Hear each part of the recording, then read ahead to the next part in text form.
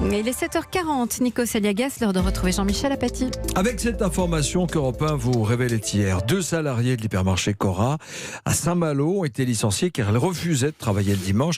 Et ce matin, Jean-Michel, vous nous dites attention, ces licenciements sont dangereux. Ah mais dangereux, injuste, insupportable pour la société, et les mots ne sont pas trop forts. D'abord, l'injustice au sens strict du terme. Allez, faites-le là, sur le site du ministère du Travail et regardez la fiche travail du dimanche, vous verrez ceci écrit noir sur blanc. Seuls les salariés volontaires ayant donné leur accord par écrit à leur employeur peuvent travailler le dimanche. Et le refus de travailler le dimanche ne constitue pas un motif de licenciement. Alors les patrons du Cora Saint-Malo, Tintin, ils ont licencié les salariés en leur disant explicitement sur la lettre de licenciement, vous avez refusé de travailler le dimanche, c'est une insubordination, faute grave, licencié sans indemnité. C'est un prétexte.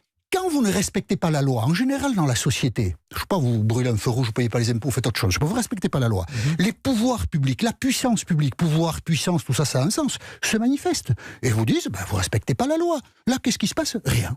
Rien. C'est-à-dire que la relation du fort au faible, du patron au salarié, joue exclusivement à l'avantage du fort. Le salarié, on le licencie. En plus là, à l'illégalité, il y a l'injustice, parce que ces salariés avaient 18 ans et 8 ans d'ancienneté, licenciés pour faute grave, il n'y a pas d'indemnité de licenciement, il n'y a rien. Hop, à la maison. Alors, sans doute, je l'espère pour ces salariés, parce que sinon, ce serait catastrophique, avec Pôle emploi qui soutient et des indemnités de chômage. Mais pour faire valoir leurs droits, il faudra attendre les prud'hommes 6 mois, 1 an, etc. Bon, ça, c'est une situation injuste, mais alors au sens le plus profond du terme.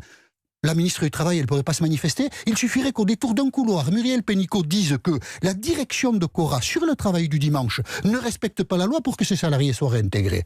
Mais la ministre du Travail, elle se planque. Il faut dire les choses comme elles sont. Quand quelque chose d'aussi important est bafoué, la politique doit parler. Pourquoi il y a un enjeu important ? Parce qu'en 2015, quand après des années de débats, en France, finalement, on a réglé la question du travail du dimanche. Gouvernement Valls, présidence Hollande.